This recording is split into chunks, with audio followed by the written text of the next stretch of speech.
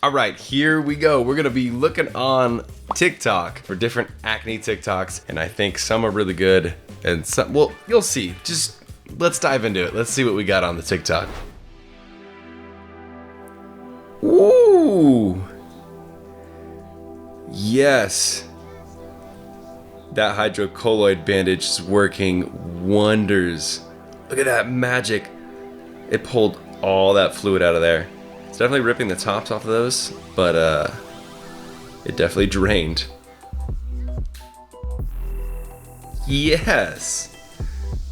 That's so satisfying. That's so good. So if you don't know what that is that she has on her face, that's called a hydrocolloid bandage, and it's used for like it used to be used back in the day to help like I think like blisters and warts and stuff. It would like suck the fluid out of there. But then people found out that you can put that on your pimples and especially cysts. And if you just lance the top of your cyst just a little bit, just create a little tiny hole with a sterilized needle or a lance, and you put that on there, it'll suck out all of the sebum fluid, all of that goo inside of your cyst, and the next day when you wake up, it'll look like that.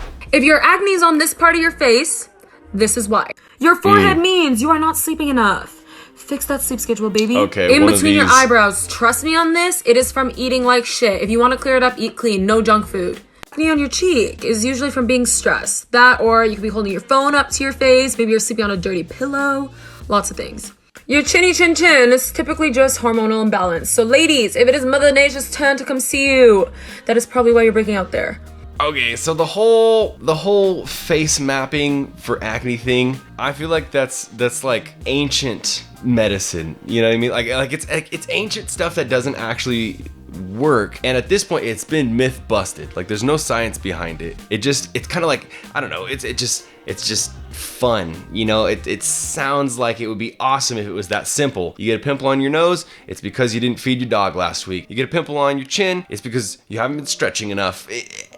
No, I wish it was that simple. I wish that you could really just read your face like you can read your palm, but you cannot. It's not like that. The way that acne works is that you have a genetic predisposition, and different people will have acne in different places because of their genetics. And then the underlying causes of your acne, whether that is, you know, what you're eating, if you're eating something that you're allergic to, or you're eating something that causes acne, you know, heavy oily foods or dairy or whatever it is, or if you're heavily stressed or whatever it is that is your underlying cause of acne that will increase your overall acne, then your acne will pop up in those areas that you are predisposed to having acne because of your genetics. For me, I definitely had a lot of acne right between my eyebrows and my forehead. Decent amount on my cheeks, but not so much on my chin, not so much on my neck. Everybody is different. But these kind of things I think actually do more harm than good, because like she said, you know, if you have acne on your, what'd she say? Hold on real quick. Your forehead means you are not sleeping enough. Fix that sleep schedule, baby. Yeah, she says if you have acne on your forehead, then it's because of irregular sleep. So then people are gonna go and try to like fix their sleep, and then it's not gonna change their acne on their forehead, and then they're gonna feel even more helpless, like, oh, I tried the last thing and it still didn't work. The only thing I will say is, obviously, if you are touching things to your face, whether it's your hand, your cell phone, your dirty pillow, whatever it is, then yes, you can cause acne in specific spots. But I'm talking about like things that you're doing in your life are not gonna cause acne in certain spots on your face. I swear it, take my word for it.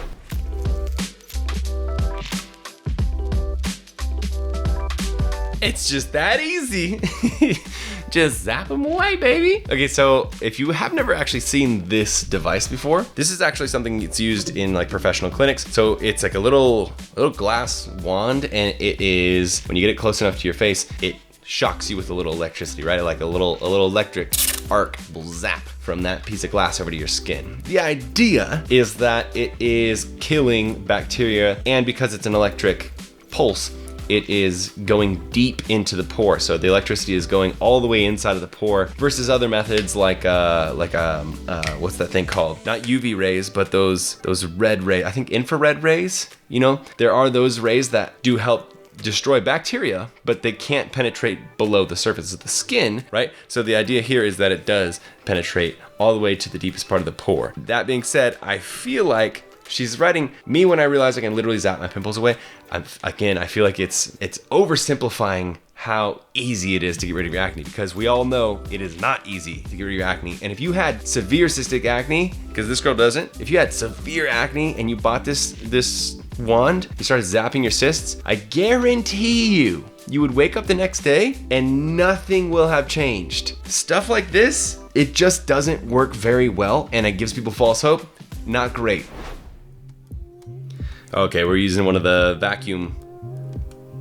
blackhead pore vacuums.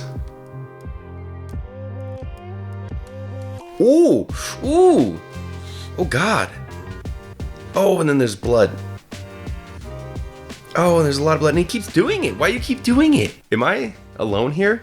Was that terrible? I mean, okay, I gotta admit, it was a little bit satisfying to watch when the blackhead and then the goo under it came all out at once. You could see it just flying out, and that was kind of satisfying. But I would definitely say that this is probably not a good thing to do. And especially the way that they were doing it, they have like a high suction, and then they kept going after it. It's clear that there is no more sebum, no more goo coming out of that pore, but they just keep going after it. And that, my friends, is how you cause scarring. When you go hard on a pimple, when you apply a lot of pressure, or in this case, a lot of suction, when you do things that are severe to your skin is gentle, it's sensitive. And that, my friends, will cause a big scar. And for some people, it will probably cause more acne because you are irritating your skin so severely. That was gnarly.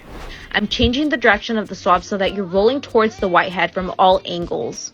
That was this little guy right here 2 days ago. It's starting to flatten out, but now we have a new problem. It doesn't look like it's improved that much. This one looks ready, and I think Please we stop should tackle touching it your down face. together. I'm going to use Please Dr. stop touching it Zenobia with your bare silicone swab fingers. set. So we're going to start to change direction of the swabs just so that we can go towards the whitehead right there in all angles. It doesn't look like this is working very well. Plus she keeps touching her face with her fingers because it's not working well. So it's like, okay. Hey, breathing hard. Oh God, so much pressure.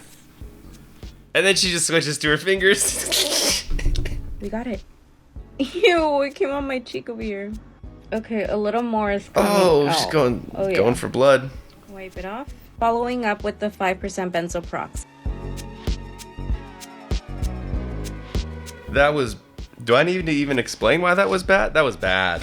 Okay, so first off, the first pimple that she popped with this little Q-tip method tool thing, it didn't really improve that much by 2 days after. In my opinion, not touching it all probably would have improved it a lot more. 2 days after, probably wouldn't have even been able to notice it. But the next one that she goes after, she goes hard on that boy. And then it doesn't even work. She's like, the whole point is that she's saying, like, use these Q-tips so you don't have to touch your face. They're great tools. And then she demonstrates that it doesn't work. She gets frustrated and then just immediately goes in with the fingers. I think we all know that using your fingers is not good. Whether we agree on whether you should pop it or not, I know that's a point of contention, but using your fingers on your direct skin, not great. Spreading bacteria. The way that you pop a pimple too, you can't actually get to the bottom of the pore to get the entire thing cleared. And so what you do is you create a pinch point about halfway down the pore where this top part comes out. You get the goo out of this top part, but then this part is still inaccessible because you're pinching up like that. And so what probably would have been better is if these pimples are small, so she shouldn't be messing with these at all. They're so tiny. She's making them look way more obvious because she's irritating her skin. But if she had a bigger pimple, probably like a nodular cyst, she could use a hot or a warm rag to heat it up, get that skin nice and soft, use a little bit of a lance, and then using gloves, she could probably help assist that goo out of her pimple. You guys know me. I'm not a big advocate of popping pimples, though. I think you should stay away from it. Whew. TikTok. I got some scary stuff. I mean, I don't know. I sat on it for like an hour just now, and my face looked like this the whole time. And then like this. Oh, God. And then I said this a lot. Oh, no, don't do that. Ooh. But I have to admit, it is pretty entertaining because some of the advice is good, but about 80% of the advice is really bad. It's really not that good. Anyways, on this channel, I usually get so sciencey and so educational, which I feel like is super useful, but sometimes I feel like it can be very fun for you and me to just go through a couple TikToks and just go through a little bit of some entertainment and giggle a little bit, be shocked a little bit. So I want to know, do you guys like these? Do you like when I review TikTok acne videos? Because if you do, your boy will do them more often. Yo, as always, if you have acne scarring and you want to get rid of it, if you look at my skin, I used to have extremely severe cystic acne, and people always ask how my skin is so smooth now and how I don't have acne scarring. I have very little left. One of the main things that I did was use the Banish skincare line. Been using them for now like 2.5 years. Super fire products, all vegan, cruelty free, all small batch made so that the ingredients are still active by the time they get to you. Everything that you buy will have been made within the last week before you purchased it, which is nobody else does that. That's a unique thing that only they do. So use them. You can go banishbrian.com. You can use my code Brian5 for $5 off your order. If you enjoyed this video, give it a thumbs up. That's like one of the #1 things you can do to help me. Subscribe if you're not subscribed already. Let me know what you thought about these TikToks in the comments below. Which one made you react the heaviest? I want to know in the comments below. Remember, you're not alone. You are beautiful, and you are part of Team Acne. I'll see you guys in the very next video. Peace.